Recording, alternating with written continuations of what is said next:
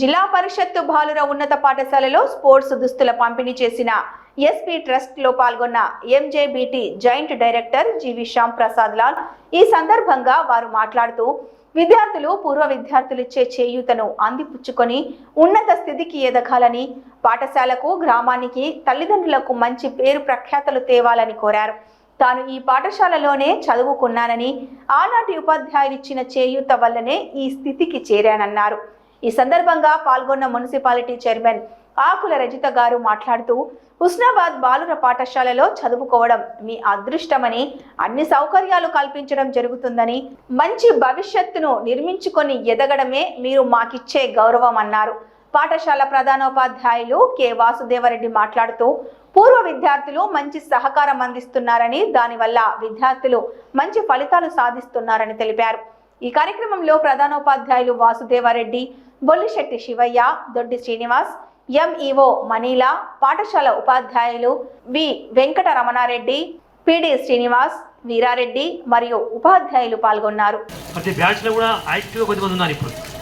ఇప్పుడే మన హుస్నాబాద్ ప్రాంతానికి కూడా మున్సిపాలిటీకి ఒక ఫ్రీజర్ ఇవ్వడానికి ఒక బ్యాచ్ రెడీ అవుతున్నారు. అంటే ఏదో ఒక బ్యాచ్ ఏదో ఒక కార్యక్రమం చేస్తూ ఉన్నారు. అందుకని మనం దాన్ని ఒక వ్యవస్థీకృతం చేసినట్లయితే ఖచ్చితంగా మనకి పూర్వ విద్యార్థి సంఘం చాలా బలంగా ఉంటుంది. ఇప్పుడు ఉస్మాన్ యూనివర్సిటీ తీసుకోండి, మీరు కాకతీయ యూనివర్సిటీ తీసుకోండి, డిగ్రీ కాలేజ్ తీసుకోండి, అన్నిటి కూడా ఆ యొక్క సంఘాలకు సంబంధించిన అలుమిని ఉంటుంది. అలుమినికి ఒక ప్రెసిడెంట్, ఒక సెక్రటరీ, ఒక వ్యవస్థ ఉంటుంది. సో ఆ వ్యవస్థను మనం తీసుకొచ్చినట్లయితే ఆ వ్యవస్థ మనకు చాలా బలంగా మనం సపోర్ట్ చేస్తుంది. లేకపోతే మీరు ఏంటంటే ప్రతి సంవత్సరం మీకు అవసరం వచ్చినప్పుడు ఏదో ఒక బ్యాచ్ నడవడం, ఆ బ్యాచ్ వాళ్ళు ఏదో ఒకటి చేయడం జరుగుతూ ఉంటుంది.